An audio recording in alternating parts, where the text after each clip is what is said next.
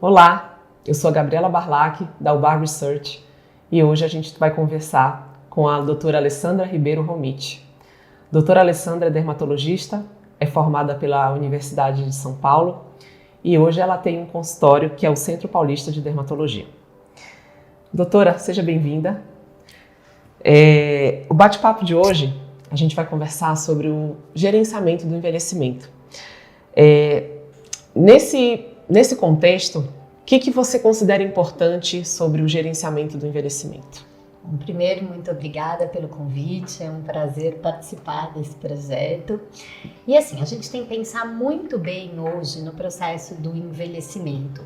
Pensar até o que é o processo do envelhecimento, como que as pessoas lidam com isso. A gente sabe que a idade hoje não é mais uma idade numérica. A gente sabe que hoje a idade está muito mais representada por como a pessoa se sente, como a pessoa se enxerga. É quase a idade que ela quer ter, não a idade que ela tem.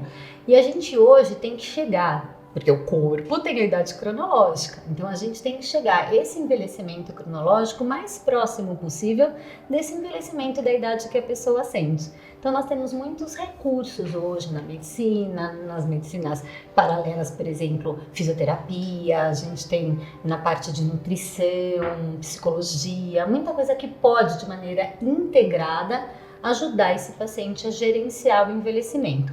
Eu sou dermatologista, então falando mais no envelhecimento da pele, a gente vê que hoje os pacientes querem um envelhecimento saudável, eles querem um envelhecimento que tenha a cara da saúde. Então a gente precisa ver o que dá para fazer para esse paciente, unindo os recursos médicos, os recursos de tecnologia, usando os recursos injetáveis que a gente tem nos cremes, o skincare, para que a gente possa ajudar esse paciente nesse processo todo, e isso de maneira contínua. Que a gente brinca que o efeito Cinderela, que às vezes você faz para uma festa, para um casamento, funciona para aquele momento, mas não para a vida. Para a vida a gente tem que fazer uma coisa contínua que possa dar para a gente essa sequência, que é o que a gente chama hoje de gerenciar o envelhecimento, né? Tá certo.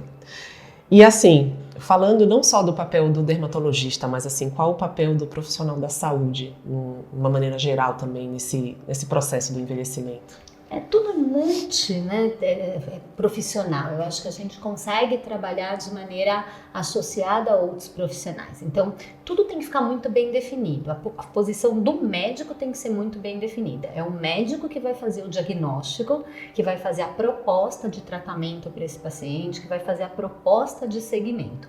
Dentro dessa proposta, ele pode ter a ajuda de outros profissionais. O nutricionista, por exemplo, é um profissional que vem muito associado ao médico. O fisioterapeuta, muitas vezes, para melhorar essa parte de mobilidade dos pacientes, também pode ser muito importante. Então, a gente trabalha de maneira multiprofissional. O psicólogo, cada vez mais, está ganhando um papel importante também no processo do envelhecimento, justamente porque a pessoa tem que estar equilibrada, tem que estar entendendo o que está acontecendo, não pode negar também, né? O processo do envelhecimento é um processo fisiológico, ele vai acontecer, mas a gente não precisa que isso seja de uma maneira desagradável, a gente brinca deselegante, né? Pode ser um envelhecimento bacana, com dignidade, um envelhecimento que faça a pessoa se sentir bem no processo dela. É verdade. E as estratégias assim que você considera que são mais eficazes para promover um envelhecimento mais saudável, mais ativo? Eu acho que assim, hoje na dermatologia a gente pensa muito em 3 pilares. A gente pensa num pilar que é estilo de vida, a gente pensa num pilar que é o skincare, o cuidado com a pele, e o outro pilar que são os procedimentos em consultório. Geralmente a gente tenta casar esses 3 pilares. Então, no estilo de vida, a gente vai fazer as orientações do paciente com relação à nutrição, qualidade de sono, evitar o tabagismo, evitar a exposição solar. A gente pode olhar esse paciente, ver o que pode estar ajudando, o que pode estar prejudicando do dia a dia dele para fazer as orientações. Então, é um pilar bem importante o estilo de vida. Nesse pilar que a gente fala de skincare, que é o segundo pilar, então vem toda a orientação do que ele pode fazer com a pele, os cremes que vão ser adequados para aquele paciente. A gente sempre brinca hoje que tem uma coisa do skincare orientado pelo TikTok, pelas redes sociais, né? Não pode, cada paciente tem a sua indicação. Então o médico vai fazer o diagnóstico, vai ver para a sua pele o que é adequado para você, um sabonete, um protetor solar, um hidratante, precisa de um tratamento, não precisa, é só skincare. Então isso tudo vai ser olhado para aquele paciente de maneira individualizada. E aí tem o terceiro pilar, que são os pilares dos procedimentos, que é o pilar dos procedimentos que a gente pode fazer no consultório. Então aí a gente vai fazer toxina botulínica, por exemplo, para diminuir as rugas de expressão, os estimuladores de colágeno, que hoje são um sucesso, porque colágeno é vida, a gente tem que ir atrás do colágeno. Sabe que a gente começa a perder colágeno com 25 anos de idade, a gente perde 1% ao ano de colágeno. É muito colágeno perdido. Com certeza. Então a gente hoje ter procedimentos que possam ajudar a manter esse colágeno, estimular alguma coisa do perdido é genial. Trabalhar pequenas quantidades, muitas vezes, de ácido hialurônico para fazer correções sem exageros, mas estrutura de rosto, correções, isso é muito bacana no pilar dos procedimentos. Então quando a gente casa esses 3 pilares de maneira harmônica, de maneira interessante, esse gerenciamento fica mais fácil e o paciente consegue enxergar um pouco melhor. Porque às vezes a pessoa quer fazer, né, os seus cuidados, mas ela fica um pouco perdida de por onde começar, o que é importante. Então quando a gente faz uma proposta, quando a gente faz assim um passo a passo, fica mais fácil para a pessoa entender e aderir ao tratamento, que é bem bacana, né? É verdade. E você falou também do papel do nutricionista, imagino também o educador físico, então eu acho que tem outros profissionais também que estão ali relacionados com o fisioterapeuta, enfim, com o psicólogo, que hoje eu acho que as pessoas estão admitindo que precisam também de outros cuidados, não só o cuidado, vamos dizer, vou cuidar do meu coração, vou cuidar dos meus órgãos, enfim, mas também vou cuidar da minha mente, vou cuidar da minha saúde mental.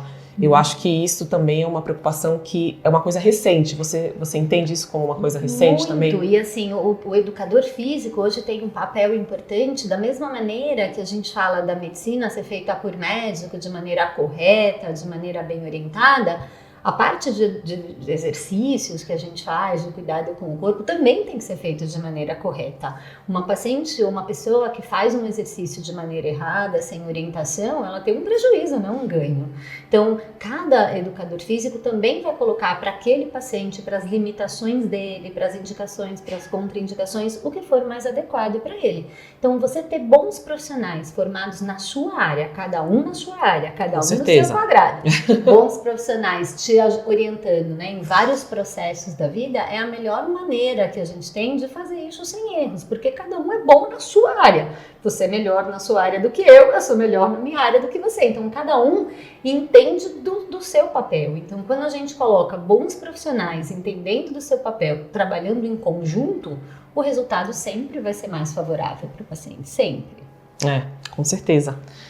Você acha que o que você definiria como os desafios do gerenciamento do envelhecimento hoje? Eu acho que um grande desafio que a gente tem é essa dificuldade, muitas vezes, que os pacientes têm de aceitar que o processo do envelhecimento é um processo natural. E por mais que a gente dê uma driblada numa coisa ou outra, tem algumas coisas que vão acontecer e que fazem parte, que a gente tem que, né, aceitar esse processo do envelhecimento. Então, algumas pessoas, elas não entram nessa aceitação e querem se manter numa idade que não tem. E existe um limite, né? A gente consegue trabalhar não só na dermatologia, na medicina, em todas as áreas, até um determinado limite, né? Uma mãe e uma filha fazendo um tratamento médico, dermatológico, muitas vezes não vão ter o mesmo resultado, porque a quantidade de colágeno, o grau de estimulação, o grau de rugas, a flacidez, muitas vezes é diferente nas faixas etárias. Então, esse é um desafio da gente explicar para os pacientes o que dá, né? Até onde a gente consegue ir sem que aquilo vá ficar caricato, sem que aquilo vá ficar, né, não combine com o que a paciente, né, tem de proposta de vida. Então, esse é um desafio muitas vezes, porque o paciente, ele quer e a gente muitas vezes tem que dizer não. E não é fácil dizer não. Imagina. É muito mais fácil fazer do que dizer não. Só que a gente, né, como médico, tem que entender, não vou fazer, né? Se isso não for bom para o paciente, para a pessoa, eu não vou fazer porque ela quer. Existe uma negociação entre o que o paciente quer e o que é plausível, o que dá para a gente fazer. Então, essa negociação, ela não é muito fácil, mas, né, a gente consegue ir conversando, explicando, mostrando de maneira... assim, que a gente consiga mostrar para o paciente por quê, então a gente consegue. Um outro desafio são as mídias sociais, que elas podem ser muito interessantes no sentido de informação. A gente hoje tem uma informação muito rápida, isso é bom, porque a gente está, né, antenado em tudo que está acontecendo, mas essa informação muitas vezes ela chega de maneira atropelada e chega dada por pessoas que não têm, né, a formação para isso. Então, cada profissional pode falar em mídia social daquilo que realmente entende. Uma pessoa que vai divulgar uma informação, ok, ela pode divulgar, a função dela é de divulgar, tá bom. Mas ela não pode colocar aquilo indicado para uma pessoa. Quem vai indicar ou não um procedimento é o médico. E aí o paciente já chega no consultório com a informação da rede social. Aí ele chega e fala assim, doutora Alessandra, eu vim fazer tal procedimento. Eu quero fazer. Eu quero fazer. Não, não, não. Você veio aqui para passar uma avaliação pelo médico dermatologista para eu te dizer se este procedimento é bom para você. Não, não, não. Eu vim aqui porque eu quero fazer, porque minha amiga fez, ficou bom e eu quero fazer. Então, essa coisa que a gente brinca, né, dos médicos, do Google, né, dos médicos. Doutor Google, né? Agora é o chat GPT, né, que ele sabe de tudo. Então, a inteligência artificial. Então, o paciente hoje, ele vem já munido de todas as informações. Ele quer saber se eu faço isso, se eu faço aquilo, por que isso, por que não aquilo. É legal, né, porque tem uma informação interessante, mas muitas vezes uma informação que não é bacana para aquele paciente. Então, as mídias sociais, elas são um grande desafio, né? E muita coisa que está nas mídias, a gente sabe que tem fluxo pago, que tem coisas, né? E aí o paciente às vezes não entende isso, né? Então, é um desafio. E eu acho que hoje a gente também tem um desafio dos profissionais que às vezes fazem procedimentos, consultas, orientações sem uma boa formação, né? Eu falo, um bom profissional, ele tem que ter uma boa formação e o paciente, muitas vezes, ele não consegue diferenciar, né, um profissional que está muito divulgado no Instagram não é necessariamente um profissional com uma boa formação. Sim. Uma pessoa que fala bem, que tem o poder da oratória na rede social, não é necessariamente uma pessoa bem formada. Então isso pra gente na medicina também tá um desafio muito grande. Mas a gente vai contornando, vai driblando, né? Tudo certo. Isso é uma coisa que tem acontecido bastante, né? As pessoas hoje em dia, elas escolhem os profissionais pela capacidade deles se promoverem nas redes, né? Então assim, às vezes eu converso com algumas pessoas e falo, você tem alguma indicação para me passar? Eu gostaria que você me passasse uma indicação, mas que você tivesse tido uma experiência com aquele profissional, tivesse tido uma experiência com aquele médico. E não, a pessoa fala pra mim, não, mas eu vi o fulano falar e eu gostei do jeito que ele falou, então eu acho que você devia ir lá também. Então eu acho que esse é um grande desafio também, essa indicação que acaba acontecendo sem a pessoa ter realmente aquele conhecimento daquele profissional para indicar. Antigamente, essas indicações, elas eram todas boca a boca, né? Então, você gostava de qualquer profissional, um cabeleireiro, um dentista, um médico, você indicava para suas amigas, se não gostasse, não indicava. Hoje, a gente, por exemplo, eu tenho consultório há muitos anos, os profissionais que já têm consultórios, mas tem muita indicação boca a boca. E é a indicação que funciona muito bem, porque o paciente já vem com um preconceito bom, né? Já sabe, puxa vida.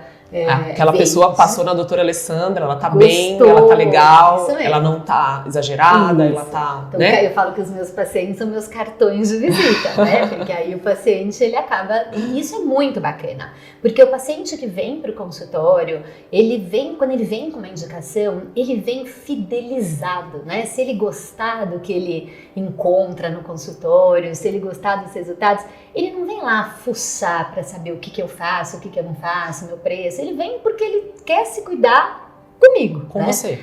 O paciente da rede social é um paciente que escuta muito. Escuta alguém falar, aí alguém fala, aí ele vai aqui, escuta uma coisa, vai ali, faz uma coisa. É um paciente que fica, às vezes, um pouco perdido.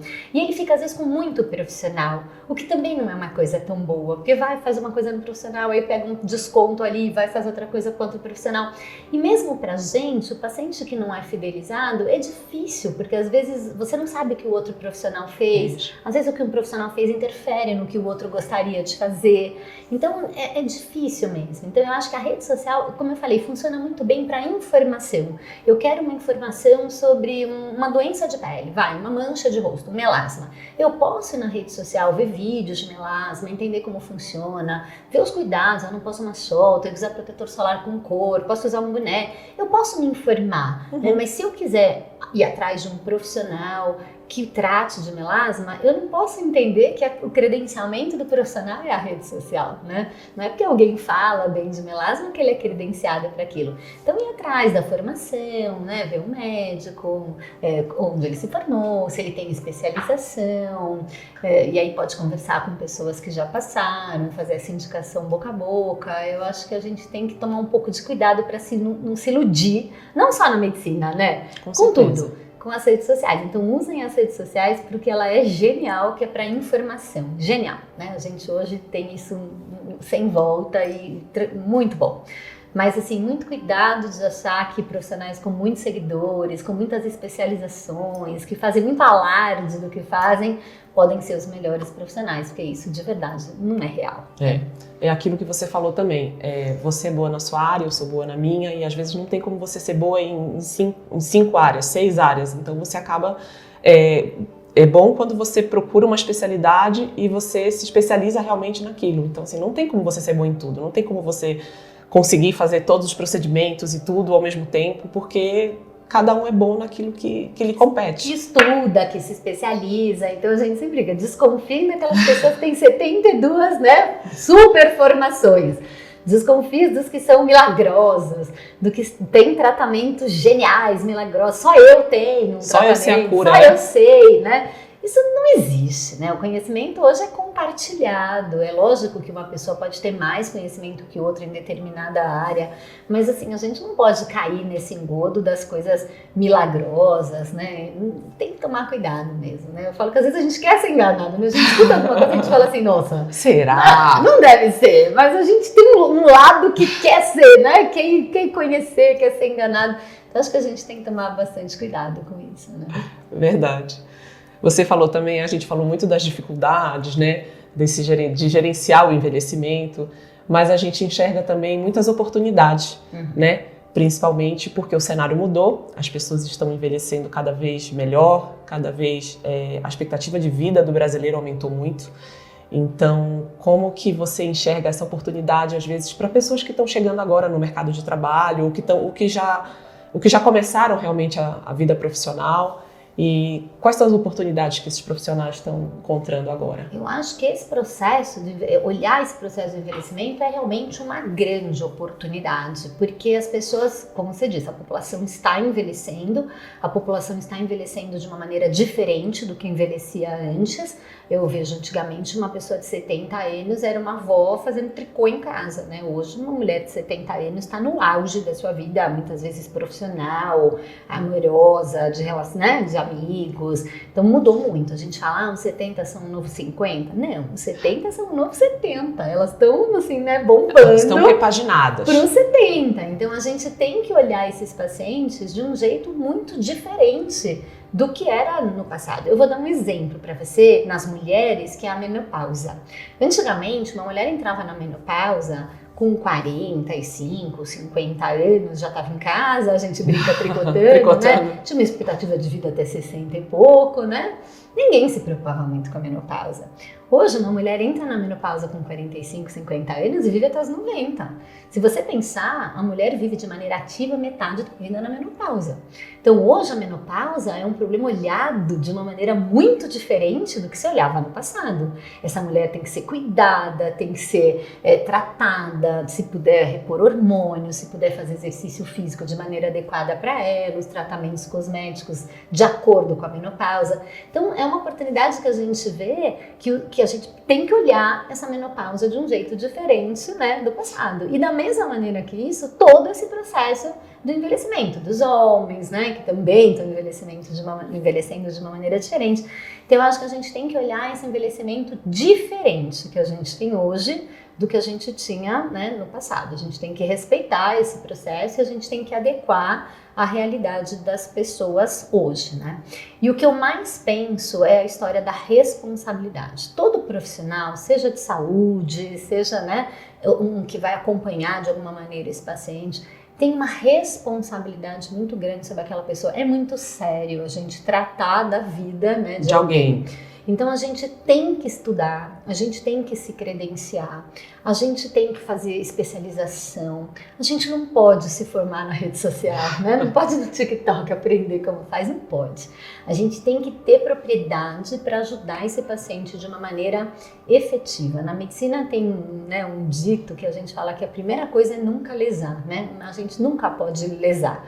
Então, isso é, né, a medicina primo non nocere, a gente não pode atrapalhar. Então, a gente tem responsabilidade de fazer isso de maneira adequada.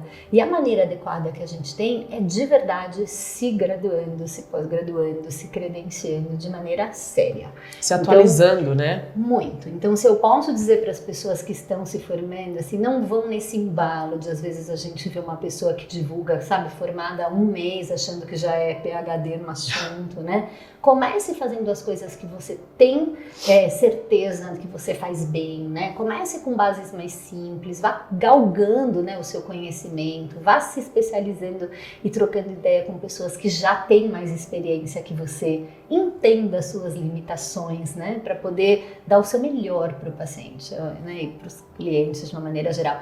Eu acho que a gente fazendo essa boa formação, a gente agindo com responsabilidade e pensando, né, nesse processo que os pacientes vão ter aí de muitos anos de um envelhecimento saudável, a gente consegue trabalhar de maneira sinérgica com o nosso paciente. Eu acho que isso é fundamental para o resultado ser bom para todo mundo, né?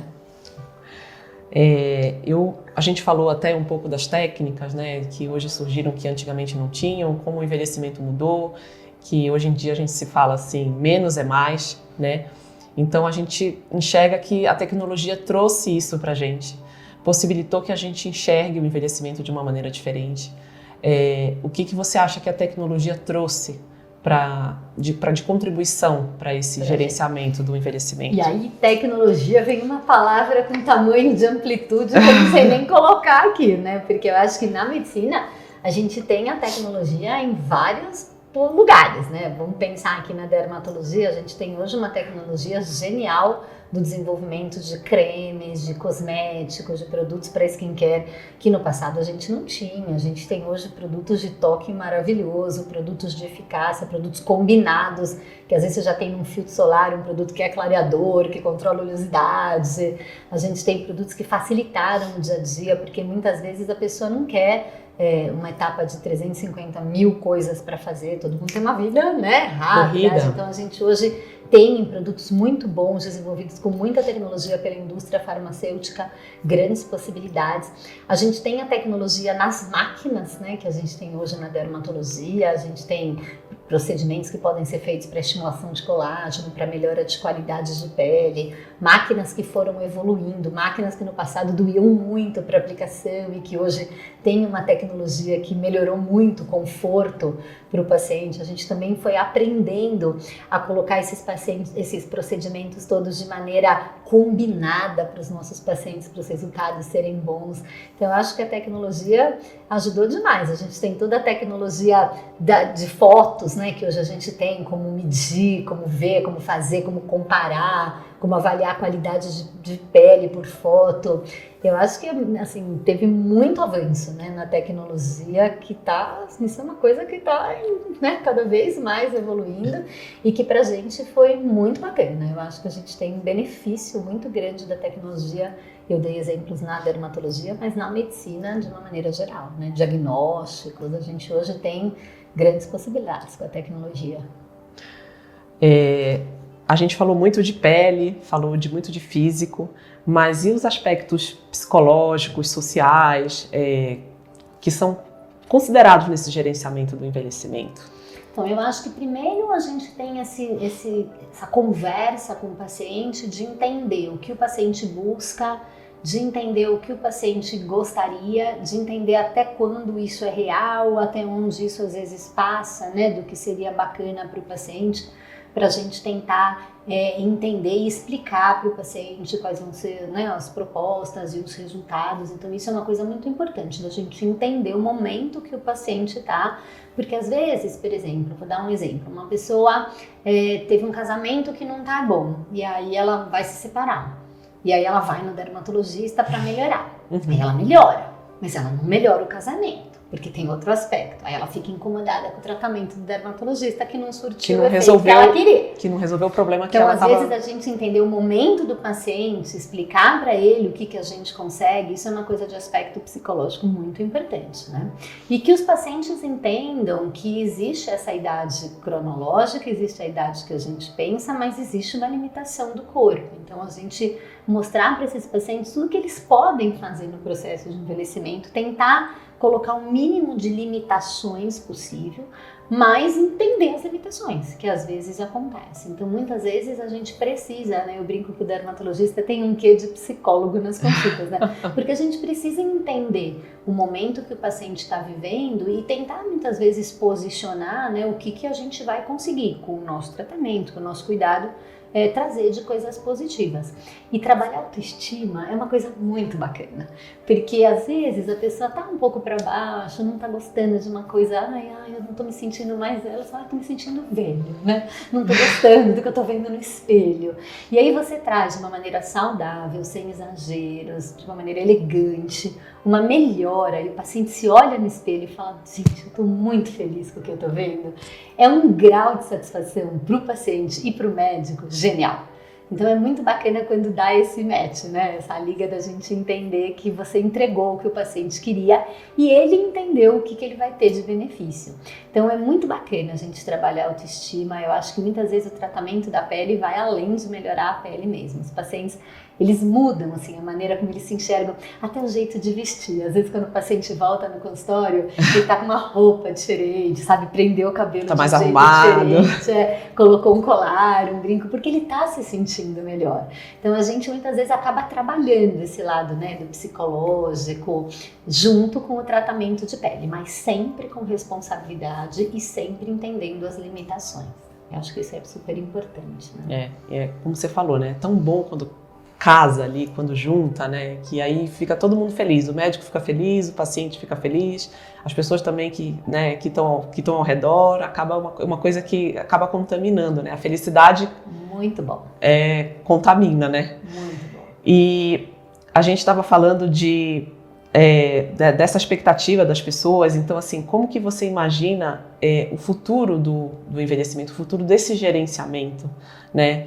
Principalmente considerando o que a gente tem hoje de conhecimento, de tecnologia, de informação, como que você prevê que seja esse futuro? Eu acho que a gente está numa parte bem ascendente da curva, está muito bem. Eu acho que a gente vai conseguir gerenciar cada vez mais a medicina molecular, as coisas todas que estão se desenvolvendo do ponto de vista celular. Eu acho que a gente vai ter boas expectativas aí para frente, tem muito estudo, né, melhorando a medicina de uma maneira geral, né? Eu acho que a gente tem a expectativa de vida só subindo e uma proposta da gente olhar essas pessoas, né? A gente não pode mais se preocupar só com a população jovem, porque a gente vai ter uma grande parte da população com mais idade, já temos e cada vez mais, né, num futuro bem próximo. Então, eu acho que a medicina, as ciências que vão junto com a medicina, acho que estão estudando e tem uma proposta, acho que interessante de futuro próximo, né?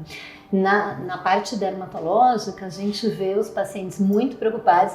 É muito interessante a gente ver isso, uma preocupação precoce hoje. Às vezes eu atendo meninas de 25 anos, vem no consultório, Teresina, eu queria saber o que eu posso fazer para envelhecer bem.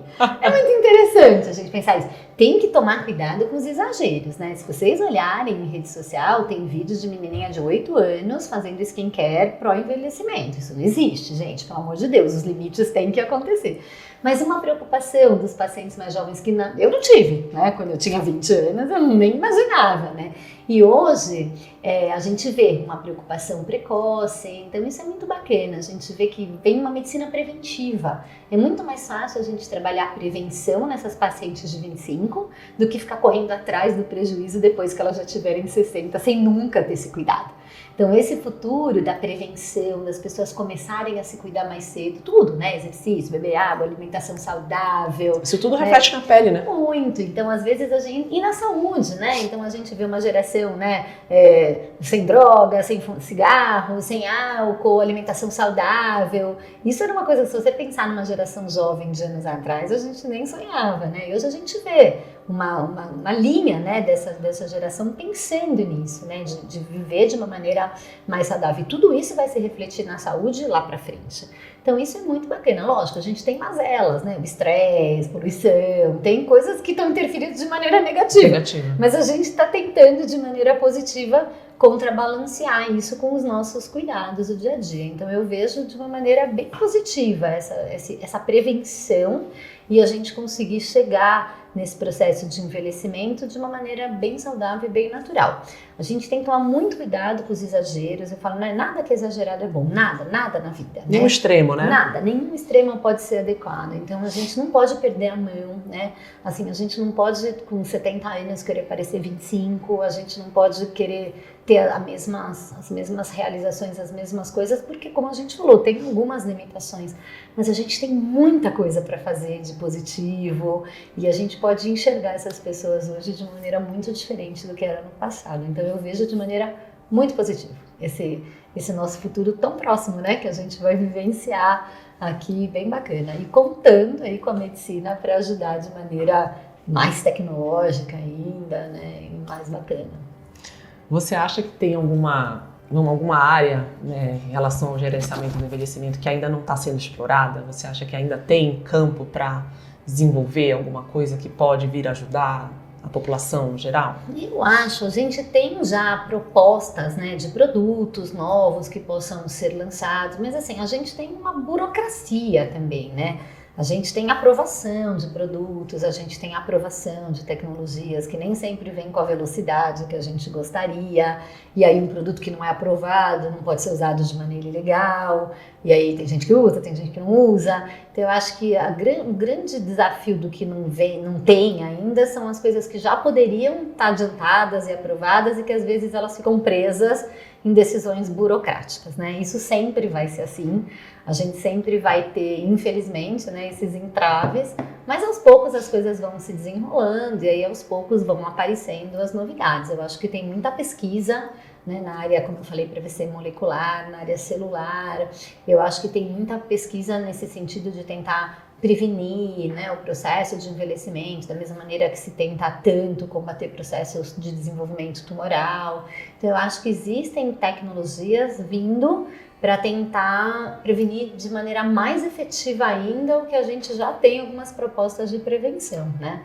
Mas aí o futuro, a Deus pertence, né? Aí a gente tem que esperar ver a velocidade que essas coisas todas, né, vão chegar. E cada vez mais coisas, né? Vindo, como você mesma falou, a parte toda de educação física, a parte toda de fisioterapia, né? A parte toda de cuidado, né? Tudo, eu acho que assim, está se unindo, né? Essa coisa multidisciplinar, eu acho que é um conceito que as pessoas entendem hoje e que é bem bacana, né? E estão seguindo, né? Estão procurando, estão buscando isso. Consciência, né? Tem uma coisa da consciência que é bem bacana, uma consciência mais cedo do que a gente via antes e assim, tentar fazer isso para a vida, de maneira constante. Acho que essa palavra gerenciamento do envelhecimento é fantástica, porque assim, nada é hoje e amanhã, né? É para sempre. São coisas que a gente tem que fazer de maneira contínua, né? De maneira constante, para a gente poder ter resultados interessantes, né? Eu vi um médico outro dia falando assim, você está fazendo a sua poupança de músculos? E é verdade, né? Então assim, a gente está fazendo hoje, a gente deveria ou pelo menos fazer uma poupança para se preparar para a velhice. Isso nada mais é do que gerenciar, do que planejar, né? A gente fala na dermatologia também, você está fazendo sua poupança de colágeno? Se você está perdendo, vamos lá estimular para essa poupança ficar boa. Então é isso, é pensar para frente. Eu acho que antes uma pessoa não pensava como ela ia viver com 50, 60, ela nem sabia se ela ia chegar lá. E quando ela chegasse lá, parecia que a vida dela já não ia ter tanta graça, né? Hoje não, eu vejo assim, filhos adolescentes, vêm os pais com 50, 60 anos, no auge, né? Dando bem, viajando, fazendo as coisas. Claro que eles se enxergam com 50, 60 anos e querem estar bem como os pais, ou melhor, né? Sim. Então eu acho que hoje tem uma busca lá na frente. A pessoa hoje se enxerga lá na frente. Eu acho que antes não. É lógico que tem que ter o carpe diem, o viver agora, não vamos discutir isso. Mas tem que ter um olhar para frente, né? E o que a gente faz tem consequências, né? Então, por isso que eu acho que hoje as pessoas tem esse cuidado maior com a sua saúde. A gente vê isso em gerações jovens, em gerações intermediárias. Então, por isso que eu falo que eu acho que é um futuro bem positivo nesse sentido, né? O mundo às vezes é conspirando contra, né? Nesse sentido de poluição, tanto agrotóxico, né? As dificuldades que a gente tem climáticas, mas a gente vai fazendo a nossa parte para tentar compensar isso e poder envelhecer do melhor jeito possível, de maneira saudável, de maneira natural, né? E de maneira assim, bem bacana, que seja confortável, que a gente possa viver isso com paz, com alegria, né? E você tendo tanto conhecimento, não só da parte de pele e tudo mais, que conselho você daria para uma pessoa que gostaria de pensar, planejar esse envelhecimento? Um jovem? Um meia-idade? Eu acho que é isso, é pensar o que você pode fazer hoje que não vai atrapalhar o seu organismo e que possa te dar algum benefício, né? Então, se a gente pensar, são chavões que a gente fala, mas que são verdade, né? Alimentação saudável, uma atividade física regular, a prevenção da proteção solar. Então, você vê, antigamente as pessoas só usavam filtro solar quando iam à praia, as pessoas não conseguiam enxergar o sol do dia a dia.